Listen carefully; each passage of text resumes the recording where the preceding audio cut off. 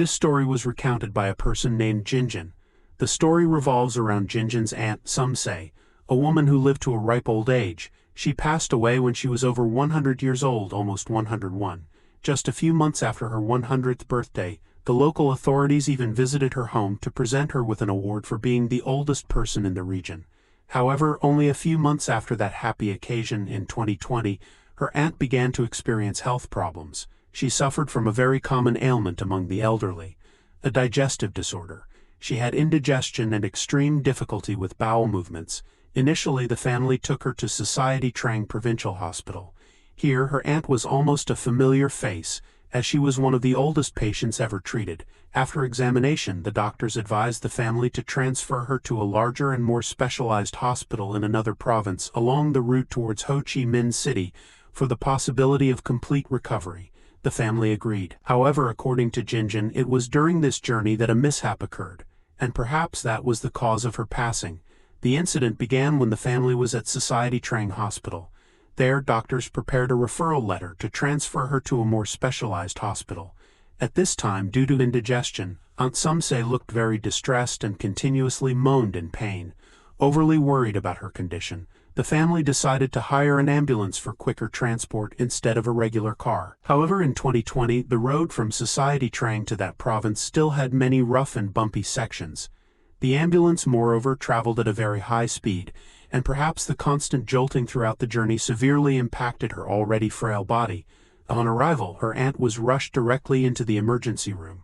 Following protocol, especially with a patient over 100 years old, the medical team immediately attached an electrocardiogram, ECG, and other devices to monitor her vital signs.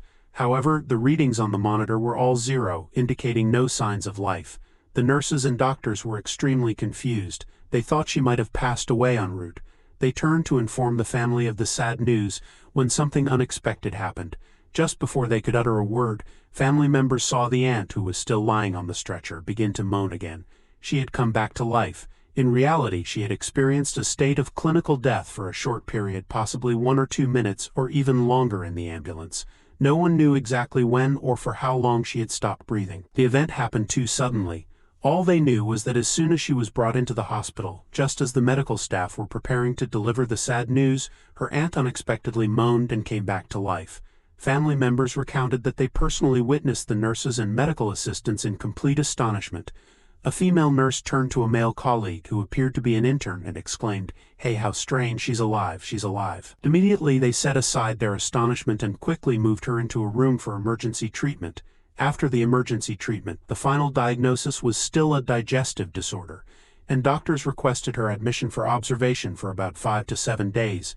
Due to modest financial circumstances, the family arranged for her to stay in a standard ward, equipped with fans and about 7 or 8 beds. Everyone else then returned home, leaving only one aunt to care for her. This aunt, who was in her 40s at the time, had no husband or children, and simply put her market trading business on hold to be at the hospital with Aunt Sumse. Over the next few days, the aunt regularly updated the family on the situation via video calls, and it was during these calls that she began to recount strange occurrences at the hospital. The strangeness wasn't limited to just those events but also manifested in the condition of the ailing aunt. Her room had a large window facing east where the sun rises, so every morning around 7 or 8 o'clock, simply opening the curtains would flood the room with sunlight. During the day, when the sun was out, the aunt appeared very frail. She would just lie in bed, softly moaning.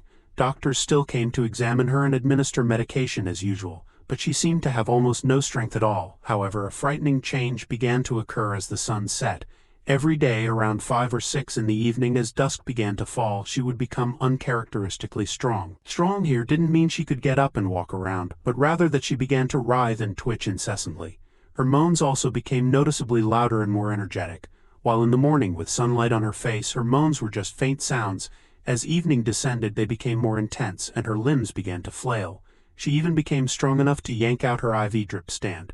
She tugged so forcefully that the metal pole holding the IV bag crashed to the floor. Particularly, once it was completely dark, she would open her eyes wide, scanning everywhere restlessly. Her eyes were wide open, so much so that her eyelids weren't visible. They darted back and forth from the ceiling to scanning her surroundings with an odd, unfamiliar gaze. The aunt who was caring for her recounted that during the day when she was weak, she could still answer a few words when questioned. For example, if asked, "Auntie, are you feeling well?" she would whisper, "Some water, please." But when night fell, despite appearing stronger, she wouldn't answer anything asked of her. She would just remain silent, her eyes constantly darting around. Everyone knows that when a person is fatigued, controlling their eye muscles is very difficult. However, her eye muscles at that time darted quickly and flexibly, like someone in perfect health. The next strange incident occurred on her second night there. The aunt caring for her said that because she had to attend to the patient alone with no one to relieve her, she was extremely exhausted. She had only managed a few hours of sleep all day, so she was utterly drained. That evening she drifted off into a deep sleep. One night the aunt awoke with a start around 3 or 4 in the morning. As was her habit, she immediately sat up to check on her aunt. And then she was horrified to discover an extremely strange sight. Upon closer inspection, she saw an assortment of foul refuse scattered across the aunt's hospital pillow, which was already sunken, and around her ears, cheeks, mouth, and neck. Fish bones, pork bones, plastic bag fragments, a few dried rice grains, and even scallion and cilantro stalks. They looked exactly like leftover food typically saved for pigs. This left the aunt extremely frightened and bewildered, because one undeniable truth was that her aunt couldn't eat at all. Due to her digestive disorder, she was entirely dependent on intravenous nutrition.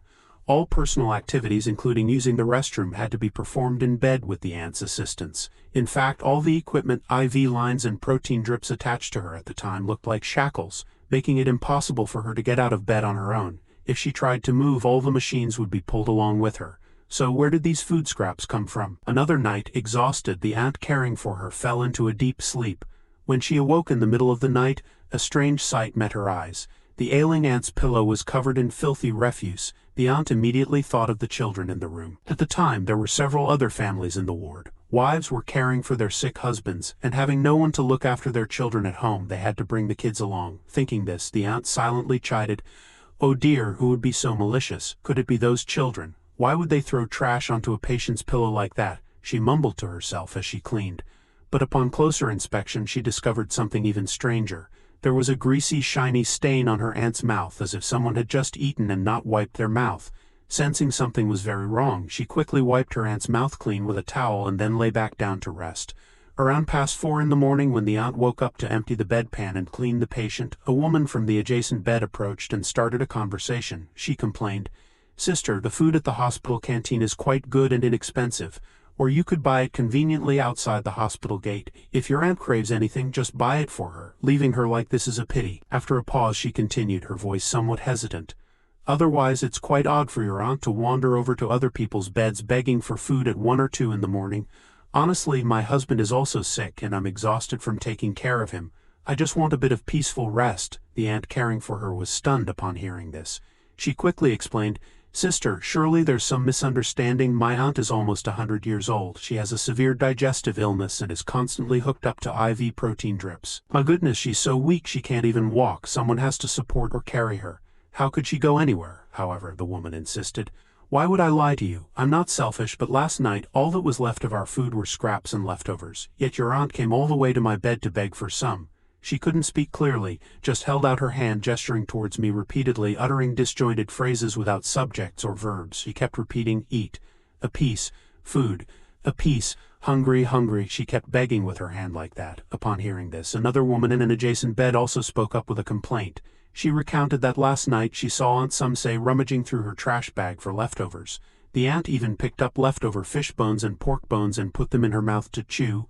This woman also criticized, suggesting that perhaps the family had starved her, not giving her aunt food, which led to this situation. Immediately after, another person chimed in, saying that the aunt had also taken her son's bag of cookies without permission to eat. When she discovered this and said she would give the aunt a new bag, the aunt merely turned back, gave a cold, sharp glance, and quietly returned to her bed. Hearing these absurd accusations, the caring aunt vehemently refuted them. She explained that her aunt was over 100 years old, covered in IV lines, and could not possibly leave her bed. She also asserted that even though her family wasn't wealthy, they would never let her aunt go without. She always had money ready in her purse to cover hospital fees and food. The argument reached its peak when an uncle lying in the bed opposite spoke up. Initially, he also thought that the aunt was simply being fussy, feigning illness to inconvenience the family, something he had seen too often in hospitals. However, he recounted a terrifying truth. Last night he heard a rustling sound, so he lifted his head to look. and he personally witnessed an unforgettable scene.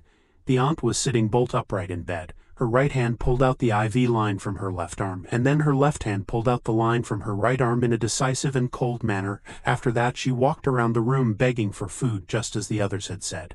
And the most terrifying thing was that after eating she returned to her bed, self-administered the needle back into her vein, taped it back in place as before, and lay down as if nothing had happened. The uncle's account left the entire room in stunned silence. Despite this, the aunt simply could not believe those stories.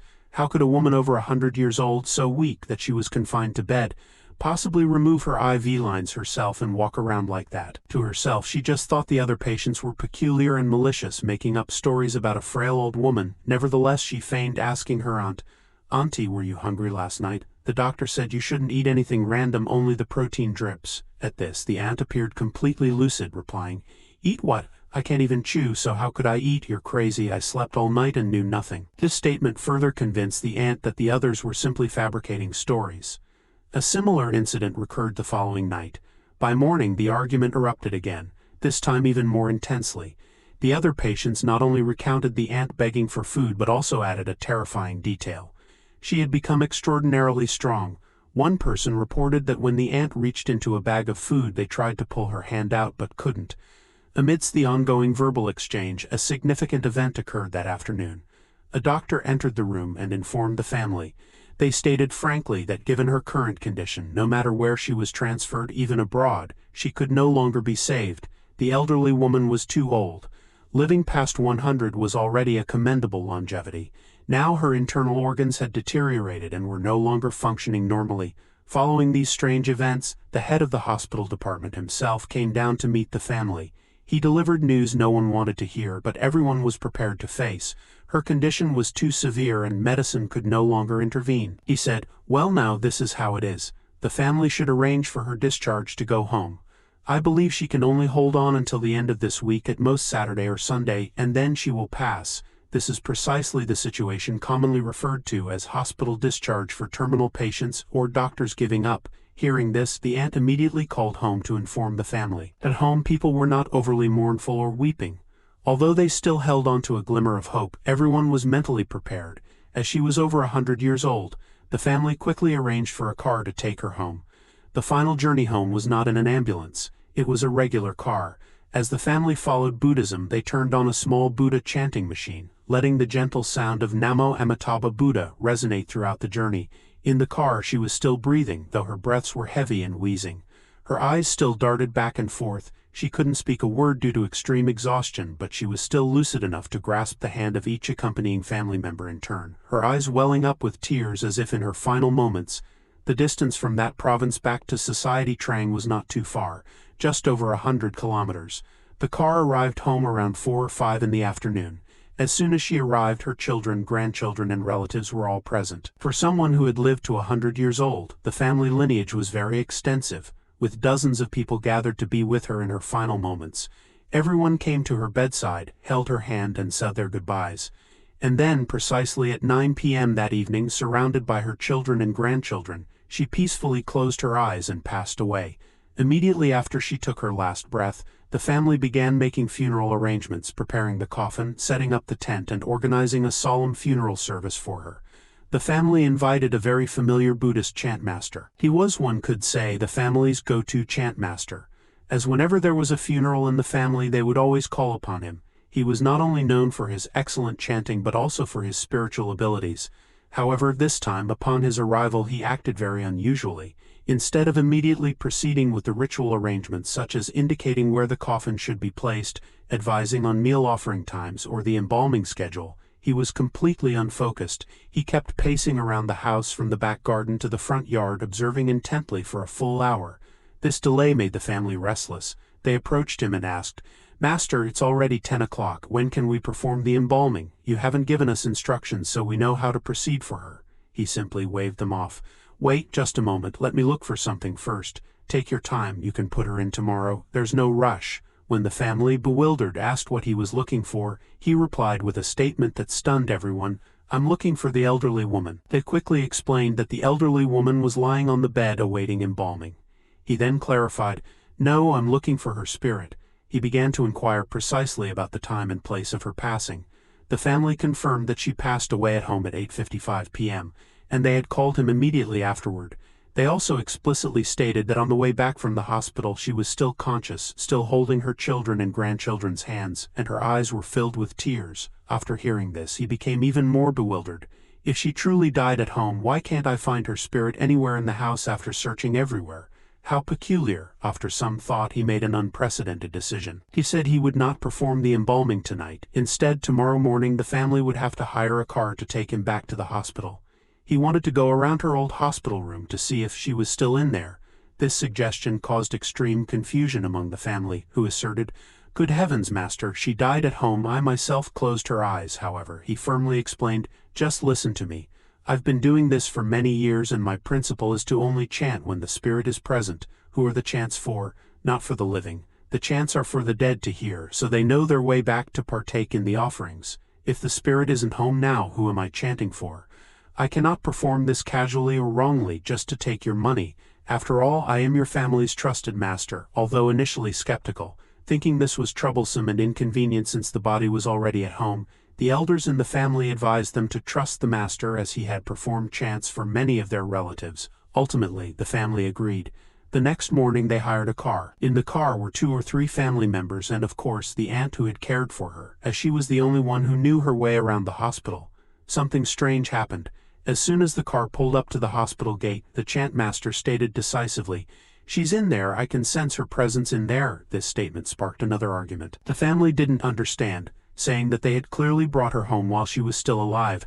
How could her spirit return to the hospital? The master then explained with certainty, "If her soul truly remained in her body when she arrived home and she passed away at home, then I assure you her spirit would still be in the house. The ancestral altar and household deities would not allow the spirit to wander. This can only mean that she died here, in this hospital." After some debate, the master said he just needed to go inside, say a few prayers to guide her spirit back, for she was to be pitied. Though still quite skeptical, having already paid for the car rental, the family decided to go along to get it over with. As they entered the old hospital room, the remaining patients recognized them. They asked in surprise why the family had brought the chantmaster back. When they heard the family explain that the chantmaster said the aunt's spirit was still there, all the other patients turned pale and got goosebumps. They started to murmur excitedly, "Oh my goodness, could it be true? Several people mentioned it last night, but I didn't believe them." At this point, the horrifying truth was revealed. Those patients admitted that after the aunt had been taken home, they had spoken ill of her. They said, "Oh, she should just go home and die already. Staying here, she takes off her IV lines and walks around every night, it's horrifying. And then she'd nudge us while we're sleeping, begging for food, even picking up leftover rice and soup scraps. It's utterly disgusting." They also recounted having tried to tell the caring aunt, but she didn't believe them, insisting that her aunt was just feigning illness. That night, the very night the aunt was taken home and passed away, the patients in her old hospital room experienced a series of strange events. One person recounted that while sleeping she heard a very faint call, "Auntie, Auntie." Opening her eyes, she was stunned to see the aunt standing there. Thinking that the elderly woman had been taken home since noon, she asked in surprise, "Oh, haven't you gone home yet?" The aunt immediately replied, her voice full of sorrow, "Auntie, I didn't eat anything of yours, so why do you scold me so harshly? It was someone else borrowing my body to eat, Auntie. I am 100 years old, I don't have teeth left to chew. What you're saying is a great injustice to me." Upon hearing this, the woman merely thought that because she had spoken ill of the elderly woman, she was now being haunted by her, completely unaware that the aunt had passed away. Another person, the very uncle who had witnessed the aunt removing her IV lines, also experienced something similar.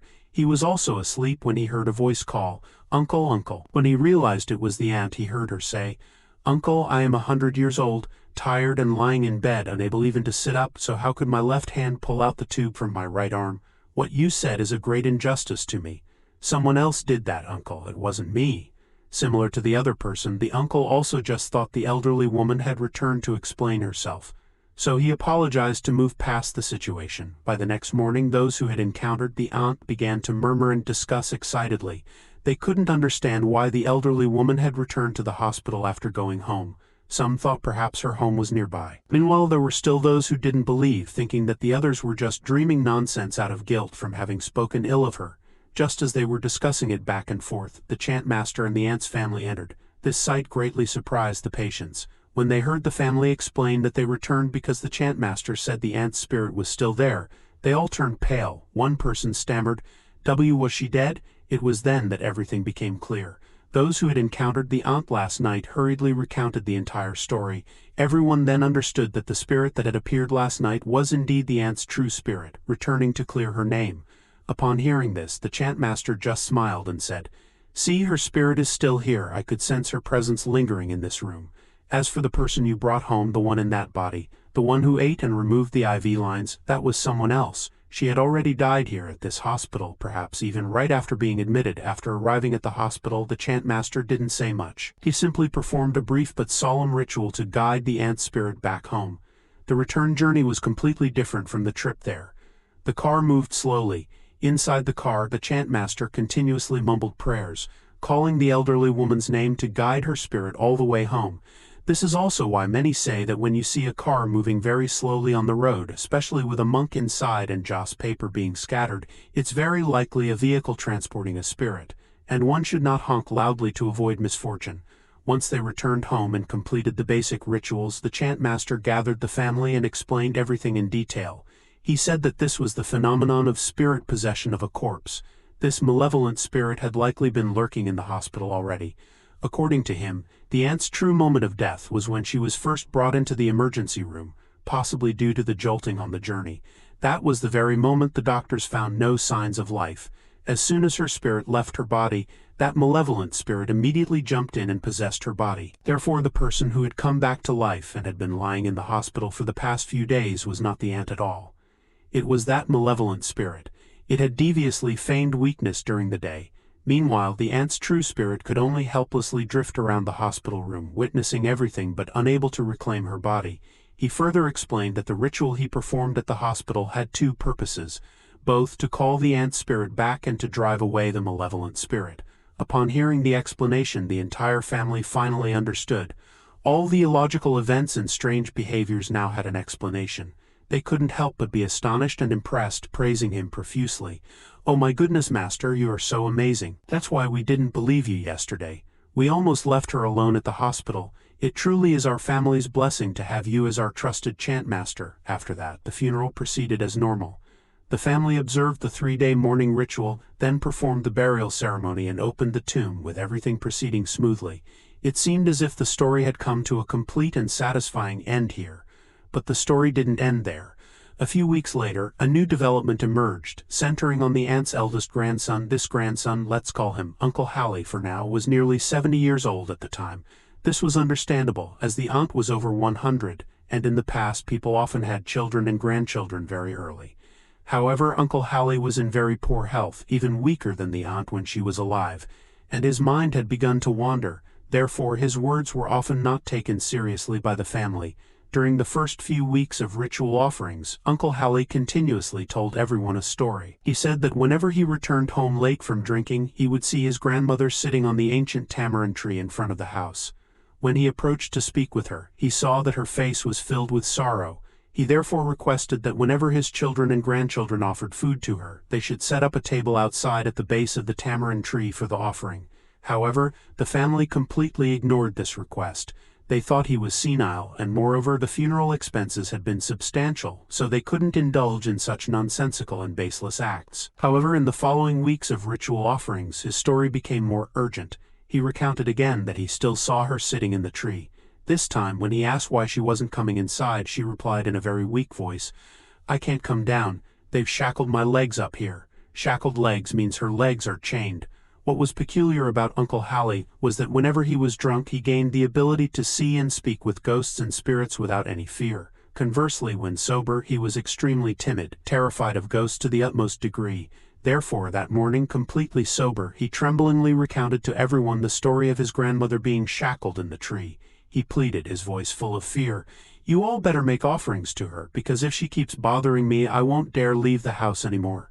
Though half believing, half doubting, but out of respect for Uncle Hallie's position in the family, they prepared a meal offering at the base of the tamarind tree, mainly to keep him from complaining further. However, just 1 or 2 days later, the story continued. Uncle Hallie went out drinking again, and the next morning when he was sober, he recounted it with a fearful expression. He said that last night he saw his grandmother sitting in the tree again. This time, when he asked if she had eaten the meal offering, she replied, her voice full of pain, I'm shackled way up in the treetop, how can I eat? They've shackled my legs up here and they're beating me so painfully, he continued. When he looked closely, he saw a gigantic black shadow behind his grandmother, almost as large as the entire tree canopy. In his drunken state, he felt no fear. He even picked up stones and threw them up to save his grandmother. After a while, both his grandmother and the black shadow vanished. He felt dizzy and then went inside to sleep. Upon hearing this, while Uncle Howley trembled with fear, his children and grandchildren burst into laughter. They just thought he was senile, telling ghost stories as if they were jokes. No one believed him, as they trusted the chant master's words more than a drinking master. They reasoned that the chant master had explained everything very clearly. She was possessed by a spirit in the hospital, and the matter had already been resolved. Extremely frustrated that no one believed him, Uncle Howley decided to go straight to the chant master's house. This time he was completely sober. He said, "Master, my grandmother's spirit has been captured." The chant master initially seemed annoyed, replying, "I already told you it was spirit possession of a corpse at the hospital. I've already dealt with it. Why are you here?" Uncle Howley earnestly explained. "No, master. I know there's a malevolent spirit, but it's in the tamarind tree in front of my house. The young ones at home don't believe me. Please, master, come and take a look. Save my grandmother because her spirit can't return to her grave." Hearing the story, especially seeing Uncle Howley completely sober and earnest, the chant master began to feel that something was amiss. He agreed to go and investigate, using the excuse of visiting the family for the ritual offerings. And true to his word, the master came over. However, upon arrival, he didn't enter the house immediately. He simply stood silently in the yard, his eyes fixed on the old tamarind tree. He simply stood silently in the yard, his eyes fixed on the old tamarind tree, his expression contemplative. After a while he went inside for a meal and then left. However, around 7 or 8 p.m. that evening he returned again, using the excuse of stopping by to light incense. But after lighting the incense he didn't leave. Instead he went straight to the tamarind tree's base and stood staring at it for half an hour. Finally he clicked his tongue and told the family, "Well, this time it's my fault. I failed to perceive it. Tomorrow the family should prepare an altar for offerings for me and have people ready. As soon as the offerings are done, this tree must be cut down immediately." The family was surprised, saying that they were reluctant to cut down the tamarind tree as it provided both shade and fruit. The master then said sternly, "If you don't cut it down, many more things will happen later. Your elderly relative is up there, unable to enter the altar. During the ritual offerings these past few days, she could only stand by and watch without receiving anything." He promised to explain everything after the offerings were complete. The next morning, a large altar for offerings was set up. The master prepared 2 separate offering rituals. One altar to invite the ant spirit down from the tree to reside at the temporary ancestral altar for 49 days. The other altar was to make offerings to the malevolent spirit, demanding it leave the tamarind tree and cease disturbing the family. The ritual proceeded with extreme urgency. As soon as he placed the incense stick, he turned and shouted, "Cut it! Cut it down now." He explained that they couldn't wait for the incense to burn out but had to cut down the tree before the incense was fully consumed. The family immediately used a chainsaw to fell the ancient tree. By afternoon, when everything was done, the master gathered the family again and explained the full truth. He admitted he had misjudged the situation. It was true that there was a spirit possessing a corpse at the hospital, but that malevolent spirit wasn't originally from the hospital. The truth was, that malevolent spirit had resided on this very ancient tamarind tree for a very long time. It had been stalking the ant since she was healthy, waiting for her to weaken. When she fell ill and was taken to the hospital, the malevolent spirit from the tamarind tree followed her all the way there, and the moment she took her last breath, it immediately jumped in and possessed her body.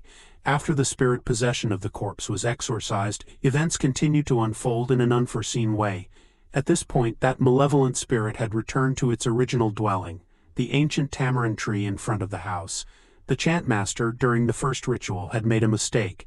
He admitted that when he went to the hospital, he had indeed sensed the ant spirit and performed a ritual to bring it back. However, as soon as her spirit arrived at the gate, the malevolent spirit from the tamarind tree immediately intervened, capturing her and preventing her from entering the house. He explained that his spiritual ability only allowed him to sense the presence of spirits within the confines of the house, but he couldn't clearly see their exact location. He had sensed her spirit lingering somewhere, and thus mistakenly believed she had found her place within the house. But the truth was, she had been imprisoned in the tamarind tree. It was due to this oversight that throughout the recent weeks of ritual offerings, the ant had received no offerings whatsoever. She could only sit in the tree, helplessly looking down. Uncle Hi's account of his grandmother saying, "They're making offerings at the base of the tree," "How can I eat when I'm in the tree?" was the clearest proof. Realizing his grave mistake, the chantmaster decided to perform this second ritual without accepting any payment. He stated that this was his responsibility, and he would not take any money for tea or offerings. Not only that, but to ensure the absolute safety of the family, he was extremely cautious. From then on and throughout the 49-day and 100-day mourning periods for the aunt, he would visit the house every few days. He worried that the malevolent spirit, having fixated on the aunt for so long, wouldn't easily give up and might return to cause trouble. He continued to attend until her first death anniversary in 2021. Only when he was certain that the aunt's spirit had truly found peace within the house and the malevolent spirit had completely vanished did he feel at ease and stop visiting.